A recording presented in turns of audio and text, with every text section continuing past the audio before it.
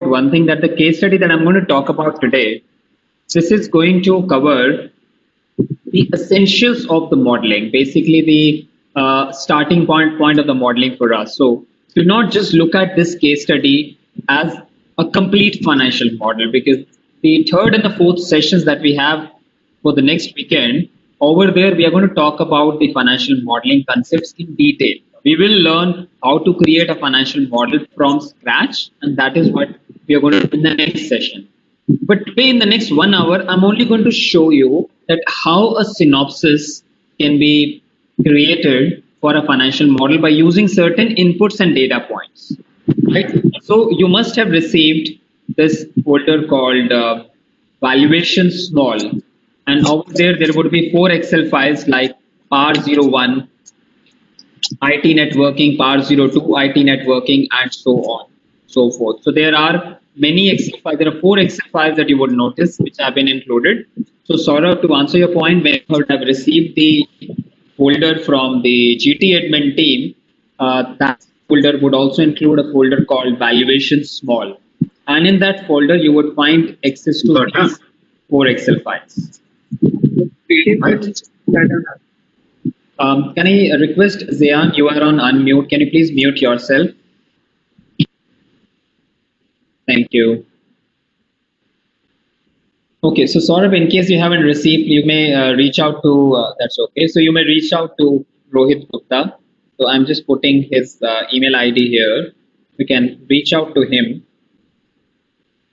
Let me first cross check what is the email ID of Rohit Gupta. You can write to him. He can share the Excel versions with you. Yeah, IN dot. Perfect. So that's the, so I've pinged his email ID. You can please reach out to him. He should be able to share the folder with you, which contains all the Excel files that we have to discuss in these 8 sessions of financial modeling course. Right? Now, let's get started. What we are going to do in this case study is, I've got a brief financial modeling case study which covers the telecom sector, not the telecom sector like the normal one which you usually see, but a brief of that. So what we essentially do in financial modeling is, basis certain inputs and assumptions, we do some workings and get to the future projections as to how our financials are going to look like. So financial modeling is basically the forward looking statement. So in case of financial model, we create the future financial projection. So we look at the future financial projections. So this is what we typically do in the financial model. Now, as you can see, we are talking about future. This invariably means that this future needs to be computed or estimated on the basis of certain assumptions. Because what is going to happen in future is unknown to all of us. So we take certain assumptions for it. And on the basis of those assumptions, we work out the future financial projections. All right. So what we are going to do here, let me just quickly walk you through with a case study that we have. So this case study is about a company which is called Kia, and it is a new company which has decided to enter the computer networking business. And what it will do, it will basically set up the offices and give them the IT infrastructure support. So before entering this business, Kia has done some research and they have arrived at some of the key points which are given here. They have forecasted their number for 5 years, and they've assumed that they will grow at an industry average of 3% afterwards. Kia will invest all money in the form of equity for whatever capex requirement is there in the company for the infrastructure or any kind of office equipment which are required. And this equity investment is being raised from the shareholders who have an expectation of about 12% return. That's more like a cost of equity for us. Now, these terminologies, I'm just going to reiterate that back. I will be covering everything in detail in class number 3 and 4 as we discuss the detailed financial model. So just in case you find that how this 12% is found, what is the significance of 3% average growth rate, all of this we will talk about in detail with the proper backing. All right.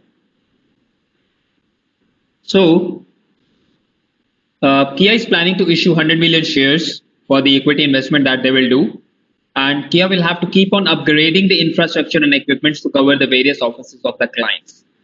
And it is expecting to invest an initial amount of $150 million in the network access as also an initial setup cost, which is towards initial setup cost, and also an additional $10 million every year, which will change with inflation.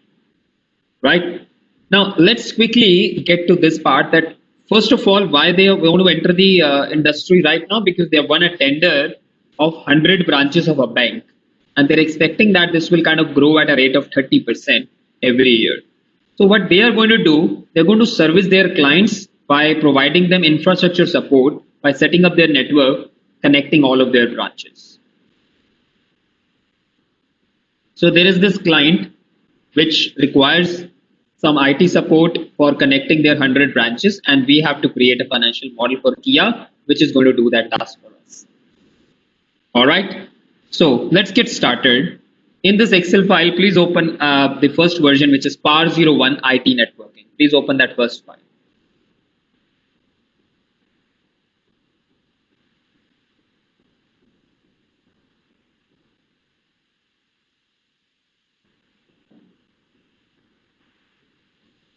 Please open the first file, PAR01 IT networking. Now here I've got this sheet which shows me some assumptions that we're going to cover and other inputs that we need for the financial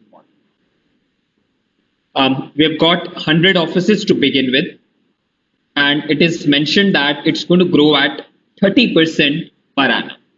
So let us see these years. These years have been mentioned here as 2020, 21, 22, 23, and 24. These are the 5 years, and I'm going to do some computation out here.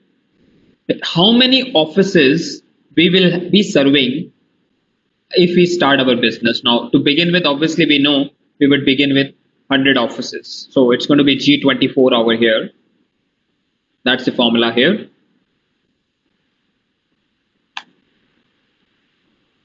So to begin with, we'll have 100 offices.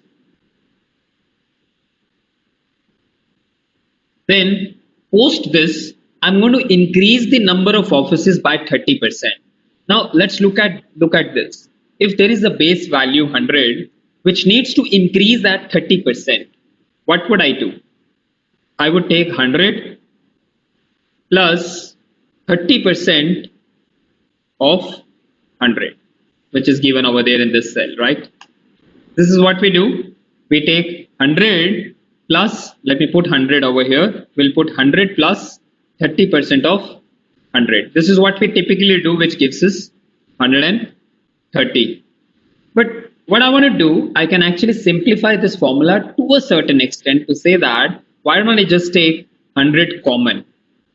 And when you take 100 common, you are left with 1 plus 30%, and that also gives you the same stuff. So what I mean to say over here is that in case you are taking a 30% growth on a base figure of 100, one option is you put 100 plus 30% into 100. An alternate option is you take that 100 out as a common and you give 1 plus 30%, which gives you 1.3 multiplied by 100, and the same result 130 would be achieved. Now, what does it mean? This translates to a formula that the current year number at any point in time is going to be equal to the previous year number multiplied by 1 plus growth percentage. So we can use the logic, which is previous year number multiplied by 1 plus growth percentage. This is how it's going to work when I take the previous year number into 1 plus growth. Now growth in this case is 30%. One of the essential ingredients of a financial model is basically the inputs and assumption. Like I'm saying that it will grow at 30%. But where is that 30%? I can't just put this 30% as a hard-coded value. This is prohibited in financial model. Let me put it this way. You should never ever hard code any input in a formula. This is not to be done in a financial model. What you should ideally do, if you need 30%, put that in a cell and call that reference. Like I've got that 30% in this cell, which gives me the growth in offices. So when you call that, you've got it in this cell, which is G5. Please make sure that you fix it because you have to copy and paste it on the right hand side. So you need to fix that so that when you copy it on the right hand side, it should remain intact. So it gives you 130. So that's the formula that I've written over here. But hang on for a second before writing this, because if you look right hand side, see what happens. In the first year, I had 100, then I made 130 offices, then 169 offices. But then you see, it is giving 219.7 offices. Can you service 219.7 branches of a bank? You cannot. So you can either service 219 branches or you can service 220 branches. You can't have a decimal value for number of offices or number of branches being served. So sometimes when you write a formula, you also need to pay attention to the fact that whether I can afford to have a decimal value in my result or not. Like this is a classic case wherein the decimal value is not going to make sense. So what do? I have an option to basically round it off. I can round it off either by using the normal round function, or I can also use the round down function, because the basic difference between round and round down, and in fact we have one more, somebody had highlighted this in the Excel topic class, that it is round up. So we have got these three functions for basically rounding off. The first one rounds off to the nearest integer, like 219.7 will become 220. That's called rounding off to the nearest integer. If it was 219.2, it would become 290. So anything which is 0.5 or more is rounded upwards, and any value less than 0.5 is rounded towards down. Now what you need to do, you can go for any of these options. You can either use round, you can use round down, or use round up. I'm going to use round down, but as I said, you have all the choices. You can use any of that, but I just want to get rid of this decimal place. I write round down this result, comma 0, which makes sure that all of these decimal values are avoided. All right, so this is how you can include the formula over here. Let's have a look at it and let me know in case you face any issues.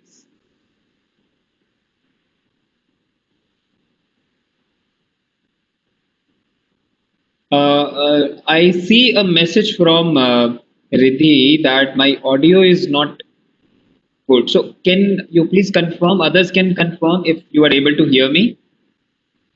Okay, fine. So maybe Riddhi, then maybe there is some problem at your end. I see others are able to hear me well.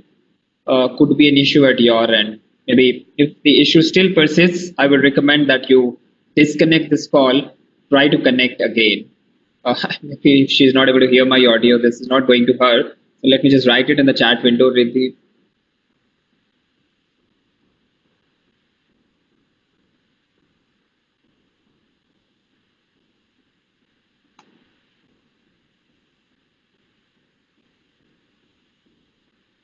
Okay. All right. So Riddhi, you're able to hear me now. Perfect.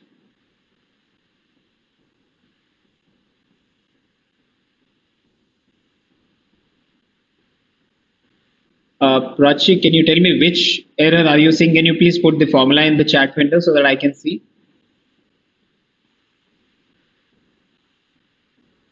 And Abhijit, I've written this formula in this cell, this one. And this has been copied and pasted on the right hand side. So Prachi, you are missing the multiplication symbol. After G26, you should be putting the multiplication symbol. Please put that.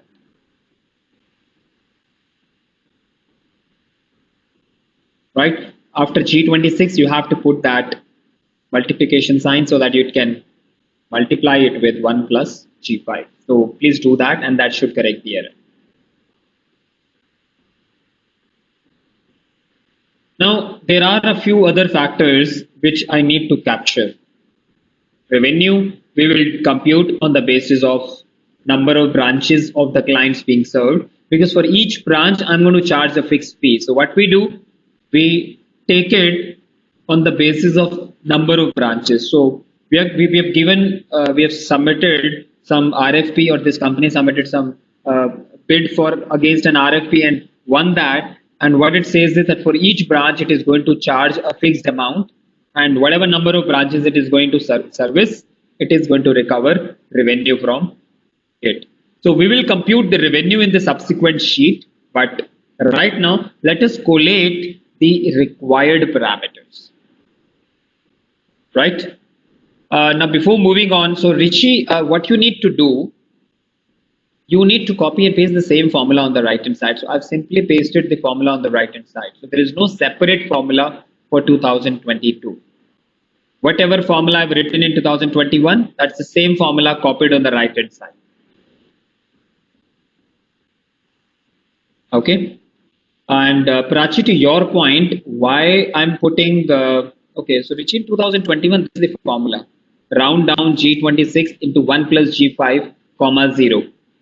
And Prachi, why I'm putting this 0? Because when you do a round down or use a round up or a normal round function, you need to specify the number of decimal places you want. I need 0 decimal places. So I'm going to put 0 over here. So that's the logic of putting the 0 over here.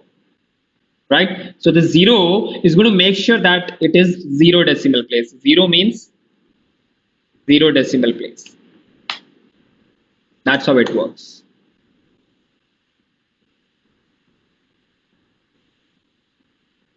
All right.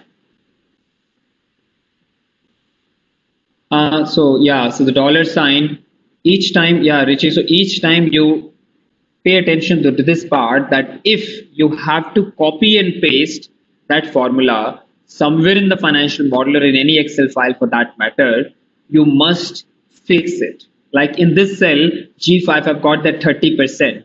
Now that 30% is constant, which I need to take on the right hand side. So I'm going to fix that in totality so that I can refer to it every time I copy and paste my formula on the right hand side. All right, great. So let's move ahead. The next is related to the cost. Now, if Kia has to provide this kind of a support to the client, then it must onboard and hire some employees. So what is the employee cost? So employee cost is given over here. You look at row number 30. This is employee cost. This is employee cost, which is annual employee cost for 100 offices or for supporting 100 offices.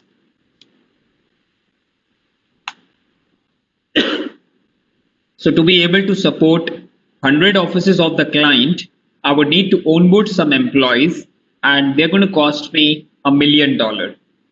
So for 100 offices, the cost to me is $1 million. So let's put that here, that to begin with, it's going to be $1 million. Over here, it's going to be $1 million, which is going to fetch the value from the cell G13. That's what I would put in the very first cell. That's what I get as a manpower cost in USD million for managing 100 offices to begin with. But you know, as and when you move ahead, the employee cost tends to go up, not because the number of offices are increasing, that I will capture later, but because I'm going to pay some sort of an increment or give some extra salary to the employees as with the passage of time, that inflation factor needs to be captured. So what we do, we increase this manpower cost with inflation. So what is the inflation assumption given in this example? So it is said to us that the inflation is 10% given in the cell G6. So G6 has the inflation percentage, and I'm going to apply that. I'm going to apply that over here. So let's say this is the formula that I'm going to put, which will be copied and pasted across on the right hand side. So the manpower cost with inflation is going to look like 1.1, 1.2, 1.3, and $1.5 million for managing 100 offices. Now, bear in mind one thing, that I've only captured the inflation right now. the increments that I might have to give. I have not captured the fresh employees who I would have to onboard or hire because of the more number of offices that I will handle in future. So that is something that is going to additionally increase my manpower cost. And I will capture that separately as we move ahead. Right? So right now look at it this way, that this is the manpower cost with inflation for managing 100 offices. To begin with, we have got 100 offices. So this is the manpower cost for managing those 100 offices. Right? Give it a try and let me know if you have any question.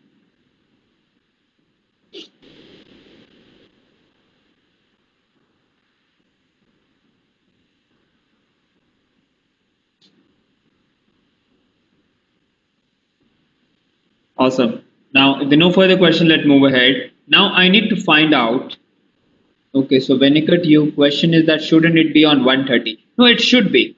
You look at this. I'm saying that this is the manpower cost for managing 100 offices. But when I capture the overall cost and as I proceed further, I am going to change this number. I'm not saying this is the final. This is just an initial number of the manpower cost for managing 100 offices. Whatever increment I need to apply in terms of growth of headcount, I have to do it.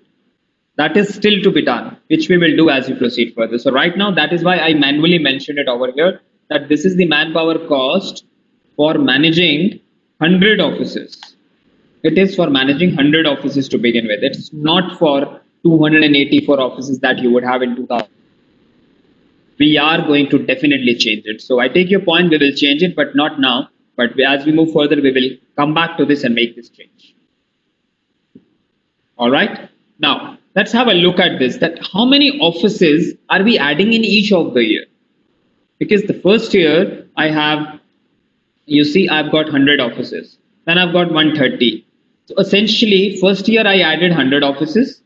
Next year I added 30 additional offices. Then I added 39.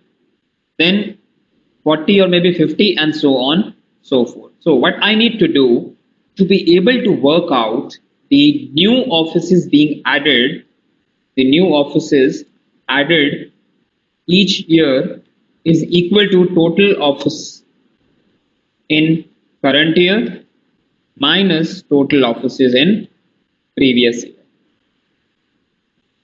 So I'm going to take that delta, that what is the total number of offices I'm adding in each of the years would be the total office at the end of the current year minus total offices at the end of the previous year, because that delta is going to tell me how many offices you have added in that particular year. So if I'm going to take, let's say, 100 and do a minus of the previous year, the delta, which in the first year is going to be same, which is 100, because I know there was nothing in the previous year. We have just started this business. So it's going to be exactly 100. But when you go on the right hand side, you would notice it tells you that in the second year, we have added 30 offices. Third year, we added 39 offices. Then we added 65 offices have been added. All right. This is how you can find out the number of offices or the branches of the client which we are going to add to our portfolio in each of these years. And what is the significance of it? The significance is, number one, it will increase our revenue. Number two, our cost also tends to go up, and employee cost will increase. Number three, maybe some capital expenditure is required to fund that particular branch. So if I'm going to service more and more branches, I have to upgrade my own system also. So because I'm going to provide some sort of an IT infrastructure. So we would need to continually spend something on network, something on equipments, and so on and so forth. So we'll keep on spending on that particular aspect as we move further year on year. All right. So let's figure out the additional branches like this.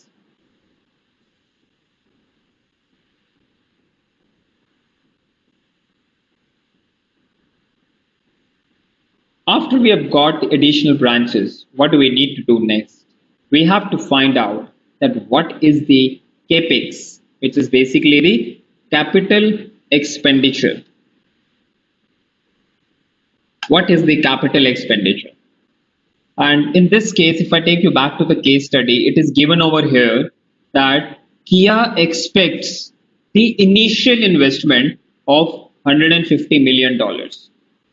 That's our initial setup cost, right? And on the top of it, we are going to invest $10 million every year, right? So how do we change? It says that it's going to change every year with inflation. So what do we do over here? $150 million is going to be spent in the very first year. But after that, we have to keep on adding $10 million each year. So maybe the initial 150 million is some sort of a server, some sort of platform that we need to buy for ourselves because we are starting this business. And on the top of it, we are going to, keep on upgrading itself and keep on adding additional $10 million for handling the additional branches which keep on getting added to our portfolio. So what I want to do that this 150 is going to be spent only once. That's in the year number one. But this $10 million you would spend in each of the years. And this $10 million we are expecting to change with inflation year on year. So first year we spend 10, next year we spend 11 million, then we probably spend 12 million, then 13.5 million, and so on, so forth. So what I have to do, I'll come back here and to show you this. So 150 is constant in the first year. There is not going to be anything over here. I'm going to just gray it out. It's not relevant.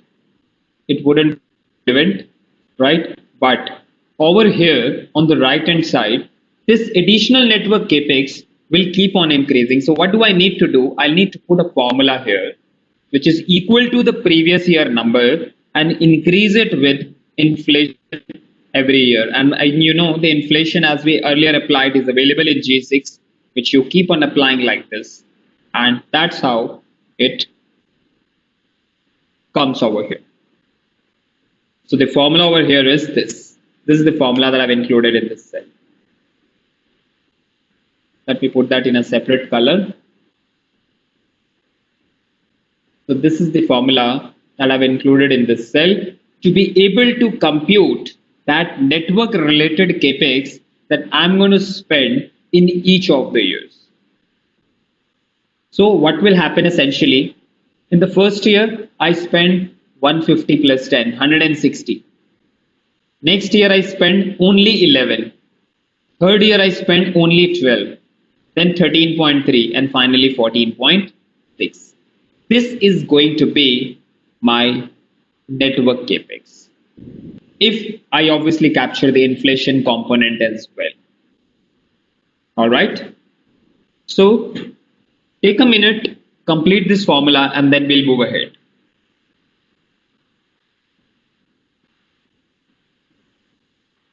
This is how you can capture the network capex over here.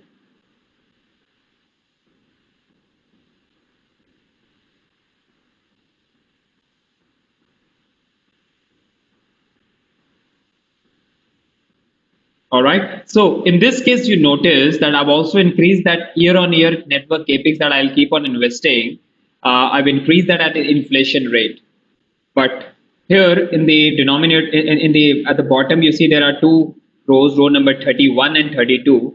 At one place, I want to show this data with inflation, and I also want to see if there was no inflation, how this cost would have looked like. So if there was no inflation, then it would have looked like 150 plus 10. And this 10 would have remained constant. It would not have changed. And it would have remained the same if there was no inflation. It would have looked like this. That it must be this thing called 150 plus 10 in the first year, and then only 10 going forward if no inflation was to be applied. But I know as a matter of fact that I'm going to take 150 plus 10, and then I'm going to apply it on the right hand side so that it gives me the year-on-year inflation component as well. So I want you to have a look at these two formulae, and then you can compare for yourself as to what is the difference between these two formula. In one case, I'm using a dollar sign. In the other case, I'm not using the dollar sign, and that dollar sign you see is making the difference for us. Because if I fix this G18, which includes this $10 million, it's going to remain the same in all the cells. However, if I don't fix it, then this 10 changes to 11, changes to 12, and so on, so forth. So this gives me the total network related capital expenditure that I would have to do year on year.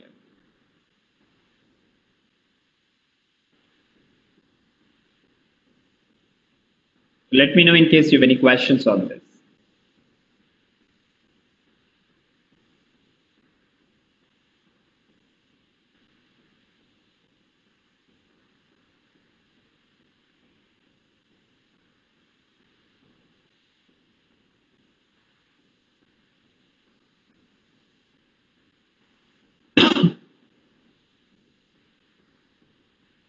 Give it a try on your machines and let me know if you have any questions on this.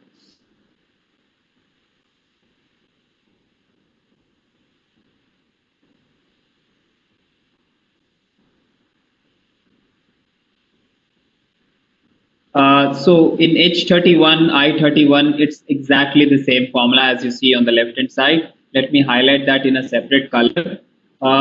This is what I have included on the right hand side in all the cells. So whatever formula you see here in this cell, I've kind of copied and pasted it in the entire range of cells. So whatever, this is the formula which I entered in the first cell, right? And the same formula has been copied and pasted on the right hand side. So you don't have to write any new formula for 21, 22 or 23. It's the same formula which I have replicated on the right hand side.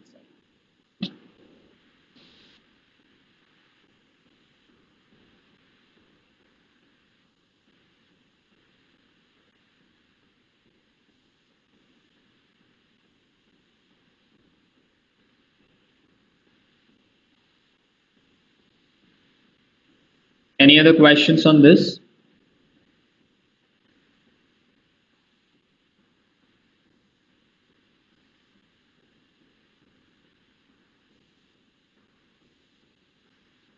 So that is one leg of the network capex. Now, usually, what happens is that if you provide some sort of an infrastructure support, there is this network related upgradation that you need as a company, because you're providing that support to the branches of the bank, various branches of that bank. So you need to keep on upgrading. You need to increase the scale of the network that you have with you, because you need to be able to handle the additional volume coming from those branches. And at the same time, there could be a requirement that for each branch that you service, you may have to put some devices. There are some sort of equipments which are needed, which you need to install, right? So those equipments would cost you separately. So what is that equipment related capital expenditure that we are going to do? So that's the next area that we have to capture. And it is given over here in row number 19. If you see, this is equipment related capex in USD million per branch, which is $0.1 million, or effectively the $100,000 per branch. And this obviously has to go up with inflation. So I'm going to simply copy this row and paste it over here, because this also has to increase with inflation. This also increase with inflation. So over here, if you see, I've written the same formula that I had written in the cell above. It's the same formula that was written above. I'm taking the previous year number, multiply by 1 plus inflation. 1 plus inflation. And that gives you the equipment capex being spent per branch, not the total one. This is per branch. And as I go ahead, you will notice that we are going to capture it one by one. Whatever branches we are going to add, we will capture this number. It is going to help us out over there. All right. So what's that additional equipment capex per branch? You simply take it equal to this row, which is 0.1 and probably remains roughly 0.1. If I increase the decimal places, it's basically 0.11 and all that stuff. So I've simply called this value from row number 19. You can call this value straight away from row number 19, wherein we have computed this, and it gives you the equipment related capex per branch year on year increasing with inflation. And that kind of completes the basic stuff for us. We've got the basic requirements, inputs, and assumptions that we wanted to use. We've compiled all of that over here. Okay, so take a minute, complete this sheet, and then we can open the file number 2, wherein we would proceed further, use these inputs and assumptions, and do some subsequent workings out. Right? So take a minute, and then we'll move on to the file number 2.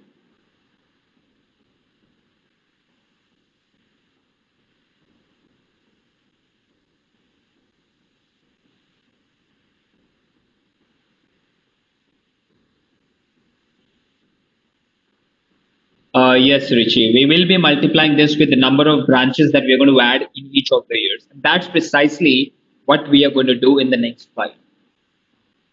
In the next file, you will see that I'm going to do this, wherein I'll pick the number of branches that we have added times the equipment cost or the equipment capex per branch. That will give you the total equipment capex to be done in each of the years.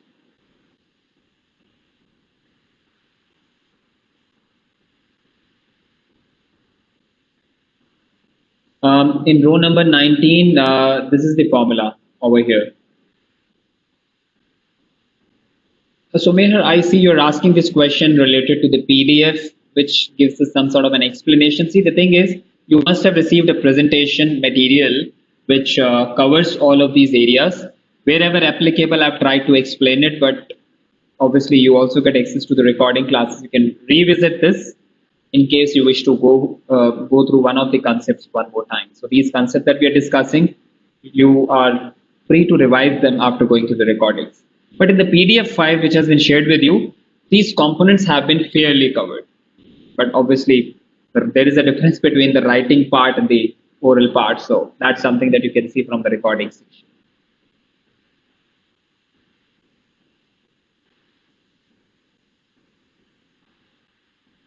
Okay, so Venikat, I see your comment. You're asking to finish up the session at 2:30 so that you can.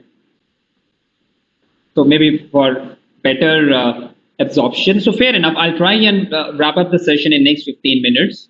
Let's try to do that so that there is not too much of data for us to absorb. But I think in the next 2 files, we're going to take about 15 minutes or so to wrap it up. There are 4 Excel files that we have to cover, but I'm only going to cover 3 of them today. The 4th file is more to do with the valuation part, which I want to cover along with the next week's case study. So we'll leave version 4, but at least the next 2 versions we are going to work upon now in the next 15 minutes. So please open file number 2, which is PAR02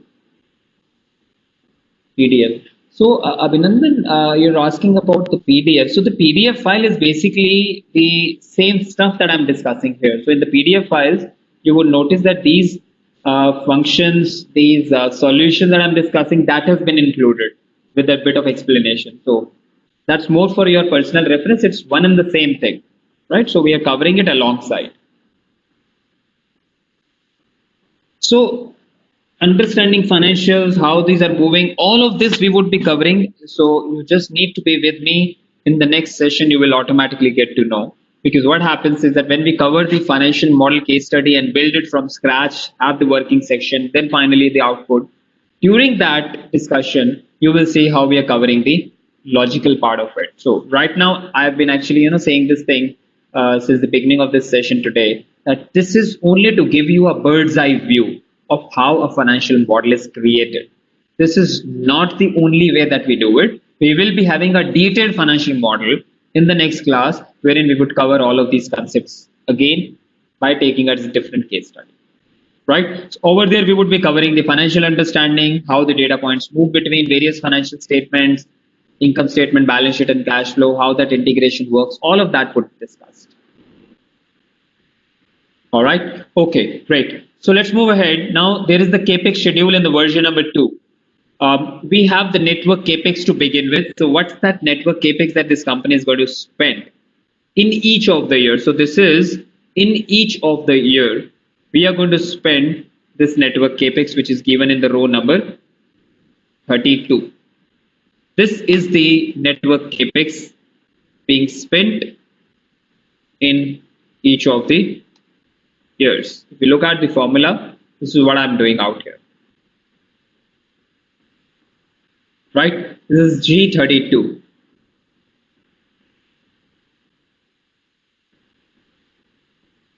And if you need to figure out the cumulative capex, basically the total amount of capital expenditure that we have done till now, what you need to do, you need to find out the cumulative capex is basically the capex spent till last year and plus new capex spent in current year. Right? So if I need to figure out the cumulative capex of network, I'm going to take the capex spent till the last year, which is going to come from the previous year closing balance, plus the capex spent in the current year is 160. To begin with, obviously the cell is blank on the left hand side, but as you move ahead, this formula you would notice is going to give you the result, which is 160 plus 11, 171 plus 12, 183 plus 13, and finally 196 plus 40. This is how it's going to work over here. All right. So have a look at the formula. This is what I've done here, which is equal to previous cell plus G35. Let me put that formula here in this cell.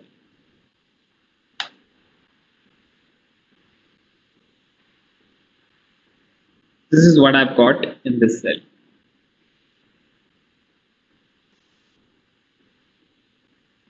All right. Sorry.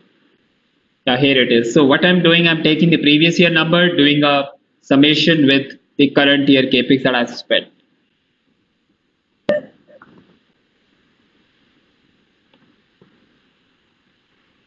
Now there's this question around the additional equipment capex. So just give me a minute, I'll cover that up. It will be answered once I discuss the equipment related capex. Can I just request you, Prachi, to please keep yourself on mute? Thank you.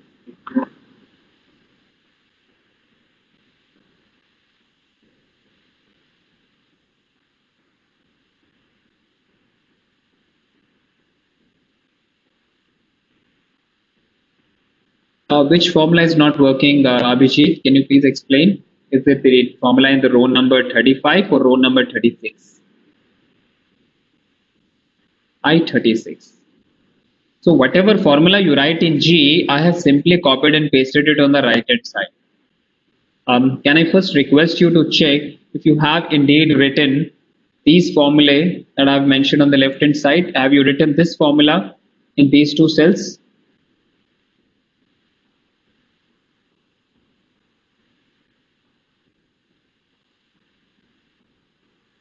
Because this is how it is being dragged on the right hand side. I'm taking the last year number and doing a plus with the current year number. So the last year basically comes from the last year in the same row, plus the current year is just in the row above. That's how the cumulative capex is being found. Okay, great. Fine. Now let's move on to the additional equipment capex being spent in the year. Now here I'm going to capture how many branches we have added in each of the years. You see, we've got the additional number of branches that we have covered in row number 30. And I've got the capex per branch given over here. So the total equipment capex that I spend is going to look like this. That you take the total number of branches, multiply by equipment capex per branch. So you multiply these two together, and that gives you the total equipment capex in the year. And if you need to do the cumulative capex, you could use the same formula, copy this row and paste it down. That gives you the same result over here as well. So what I've done here for the equipment capex during the year, I've taken the number of branches from row number 30, multiply this with the equipment capex per branch from row number 33. That's going to give you the total additional equipment capex that you're going to spend on the new branches that you're going to add in each of the years. So that's a fresh capex being spent in each of the years. So on a cumulative basis, if you need to figure out what has been the total amount that you've spent on equipments, that's the last year amount, cumulative amount of capex plus the current year number, which is precisely the same formula that I discussed for the network capex. So you could simply copy the formula from row number 36 and come here and paste it in row number 38. So it's exactly the same formula to be replicated here. Fair enough?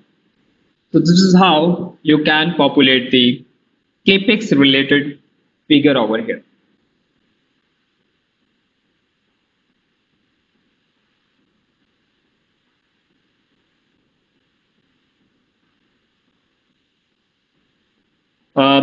Any further questions that you have on this? Otherwise, we are good to go to create a summary P&L out of it. So we've got the required data points for creating the P&L. So we can open the last version for the day, which is version number 3, and we'll create a summary P&L and then we'll conclude the session. So if you're done, please open file number 3, PAR03 IT networking.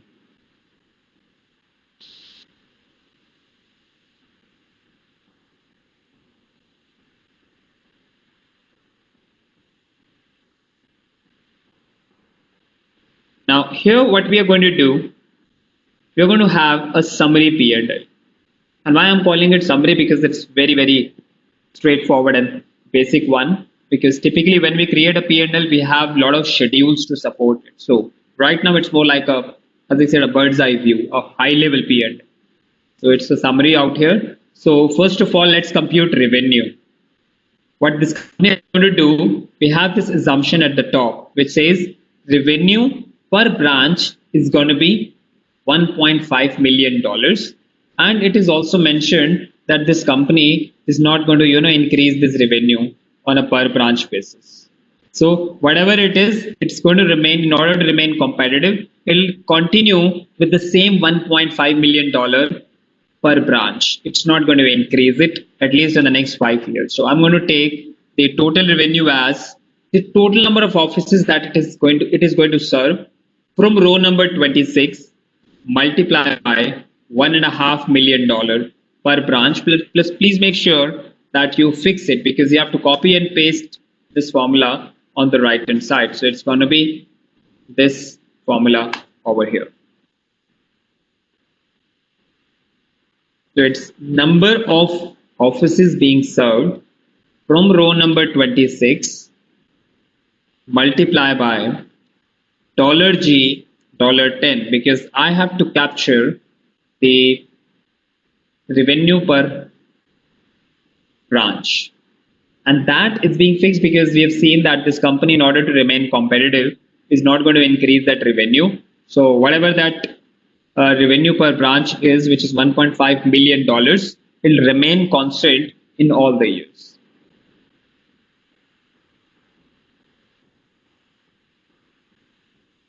Fair enough? Now what this company is going to do, that this company, out of the total revenue, is going to share 5% revenue, maybe towards the license or whatever you would like to call it. So sometimes in the telecom business, you have to do some sort of a revenue sharing. I'm sure you would have seen this dispute which is going on in the Vodafone and other companies, wherein they have been asked to pay some revenue share on the other lines of businesses as well that they're operating upon. So usually in the telecom line of business, you have to pay some sort of a license fees. Now here also, for doing this business, the company has to share 5% of its revenue with the local authority. And that is a cost for us, because if we are generating $150 million of revenue, 5% will be paid to them. So you either deduct it from revenue straight away and show the net revenue, Or you show the total revenue and then pay 5% of it. So I'm going to say that it's $150 million of the total revenue, multiply by 5% local authority share. Please fix that, because on the right hand side I still want to refer to the 5%. So please fix that cell. That gives you this formula, which is row number 40 multiplied by 5% from the cell G12, which has been fixed.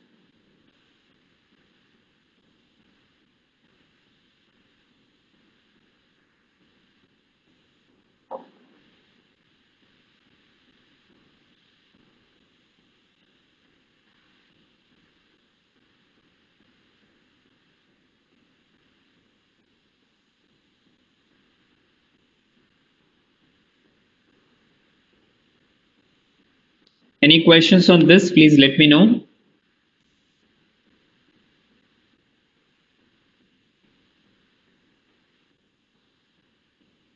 All right, great. Let's move ahead then. Now comes the manpower cost. Now, a couple of you had this question that why we were not increasing the manpower cost in line with the number of offices increase. So we are going to do that now. So for that, allow me to walk you through with this number once more. So we had included this data before, which is $1 million for serving 100 offices. Now, this is the cost that you see in this row. This is the cost to serve 100 offices, right? Now, as you move ahead, obviously, there would be a need to have additional employees in the company. So how do we capture that is what we would need to see. So what I need to do, can I just simply find out the cost per office? If it is 1 million at an overall level for 100 offices, so on a per office level, what is it going to be? This is going to be this divided by 100, right? If I just put 100 over here, it's going to be a little smaller number, which we can't see. It's probably 0.01. And as you go on the right hand side, this is how it works. It's very small. So let me increase the decimal places to about 3 or 4 decimal places, and you will be able to see that. So it is 0.0100, 0.0110, 0.0121, and so on, so forth. That is the cost per office, right? That's the cost per office. Now, how many offices are we serving? How many branches are we serving? That will be multiplied with. So one thing I would like to do, what I would do here, when I pick this formula, I would need to capture this 1 million and divide it by 100. Every time I divide it by 100, because this is the cost, the data in the row number 28 is the cost to serve 100 offices. But I wouldn't put this 100 as a hard-coded figure. That is prohibited in financial model. You would need to refer to the cell which captures 100. So where is that 100? You would need to see that. So we have got that 100 here because this is the starting point. Now look at it this way. I have to pick 1, 1.1, 1.2, 1.3, 1.5. This needs to change, but in the denominator, you've got 100, which must remain constant. So please fix that. That G26 must be fixed, right? That's exactly what we are going to do. So let me put that in a bracket so that you are clear that this portion that you see in the bracket is the cost per branch, or the cost of employees to service one branch. Now you need to multiply it with how many branches you are going to service. Now where do we have that? We have it in this cell. So I'll pick 100, 130, 169, 219, 284. Now this needs to remain as is, and you copy and paste it on the right hand side. And this becomes the final formula for us.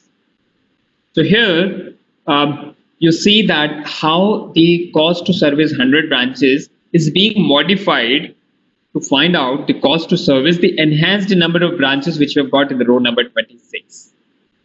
So once you are able to figure out the cost per branch by dividing it by 100, which is your initial number, you can basically multiply this with the total number of branches that we will have in total in each of the years in row number 26. Right? So this is how you can capture the employee cost. So take a minute to write this formula and let me know if you need any help in understanding this logic. But what you need to see is that this is the cost to service 100 offices.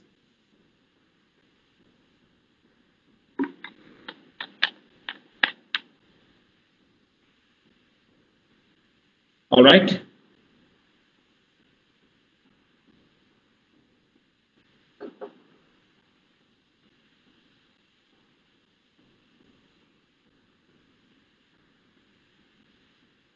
Now the next two parameters that you see in the P&L are related to the maintenance cost of the equipment related capex that you did and also the network capex that you did. So usually what happens is whatever equipment you buy, whatever network access that you get, all of that would require some sort of regular run and maintenance support. That regular run and maintenance support or some sort of a repair or something is going to be your regular cost, which will hit your P&L. So what we see over here is that what is the total amount of capex that we have spent, and a portion of that is basically given towards the repair and maintenance or regular run and maintenance. So you could either have your in-house staff to take care of it, or you may outsource it to a third-party vendor who would do that repair work for you. So if there is any system being down, any kind of minor repair or something which is required, then that third party vendor would come in and do that repair for you. So for that, we pay some sort of a fee on the basis of total amount of, the network being controlled by it. So what I would do, first of all, I've got the annual equipment cost. So annual equipment capex related cost is going to be the data from row number 38, wherein I have the total equipment capex being spent till now, multiply by what percentage am I going to pay. That is given over here, that the annual equipment cost is 10% of this. So fix that and bring it over here. That's the formula that I will get here. And on the same lines, you could do it for the network capex as well. So we've got the cumulative network capex in row number 36 multiply by 15% that I've got in G15. That'll kind of give you the network related cost to be spent in each of the years. All right. That gives you annual network cost, maybe towards the repair, run and maintenance cost.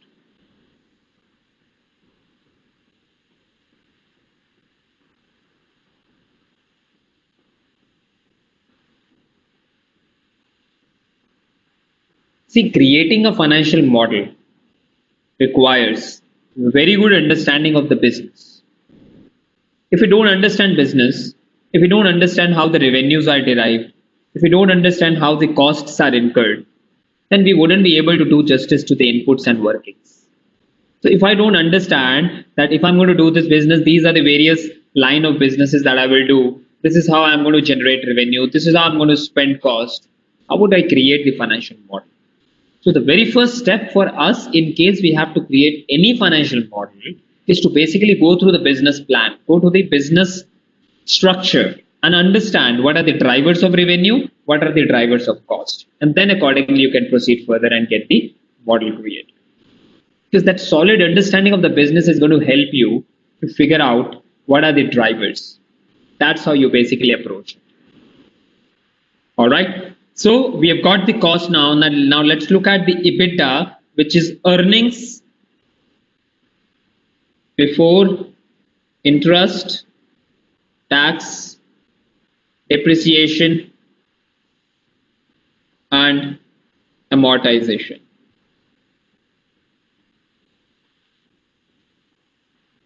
Right, we've got this here. Let me increase this size a little bit. Okay, so that's it, what we have here. In earnings before interest, tax, depreciation, and amortization. In fact, let me put at the bottom so that it's clear. This is what EBITDA stands for. Right? Now, what do we do over here? We have to take the total revenue minus sum of all the costs which are given here. So whatever cost we have got, we're going to capture that and subtract it from the total revenue at the top. So I'm taking row number 40, which has the revenue, minus the sum of all the costs that we've got from row number 42 to 45.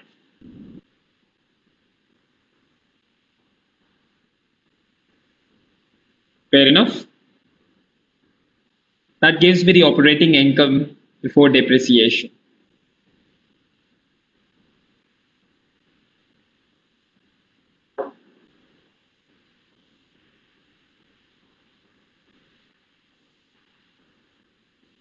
What next?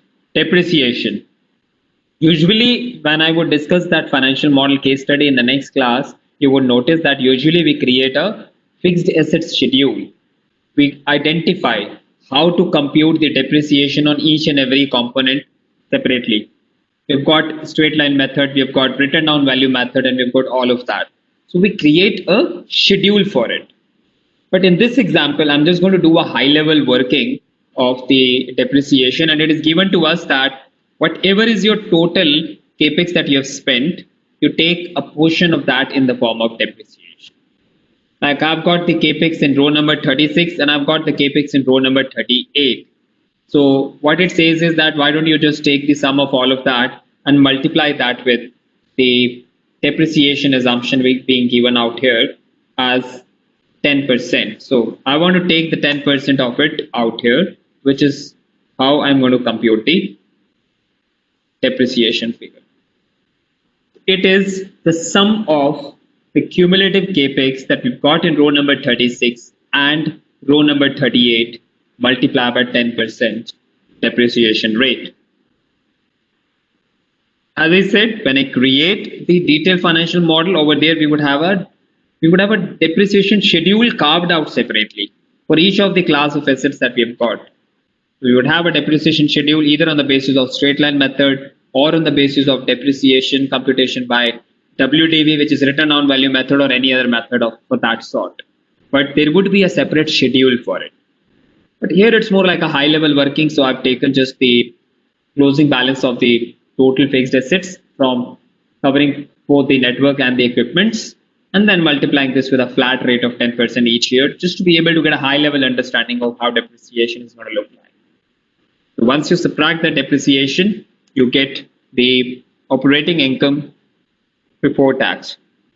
There is no interest in this given example. The company has raised no debt. Company has no debt. As I said, this is more like a simplistic assumption. So there is no debt that this company has taken. So it's not going to have any interest component. So it will straight away give me profit before tax. So what do we do on this? We have to add the, we have to use this to compute the tax position. So the tax is given over here as the tax rate is, where is that? Yeah, here it is 30%. We've got this cell G7, which includes the 30%. I'm going to compute 30% of this. So this is equal to this multiplied by 30% tax rate. Right? And finally, you can find out the delta, which is net profit after tax, which is PBT minus taxes. So broadly, you can see that this is how I have created a summary financial model, a summary of P&L at a very high level.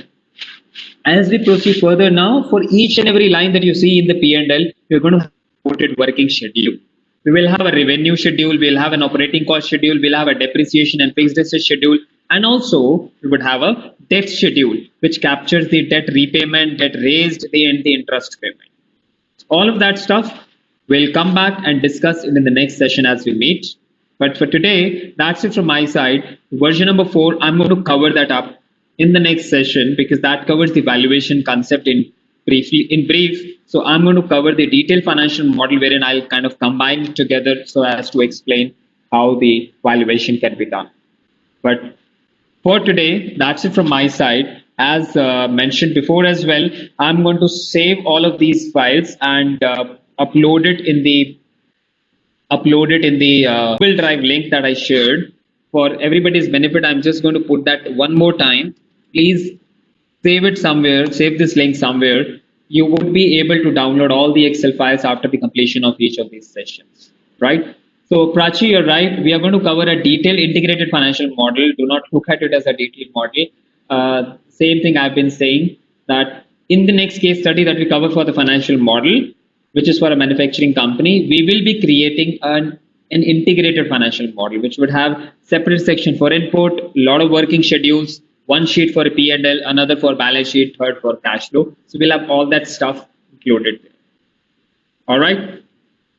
So thank you very much. That's it from my side, and I'll see you again next week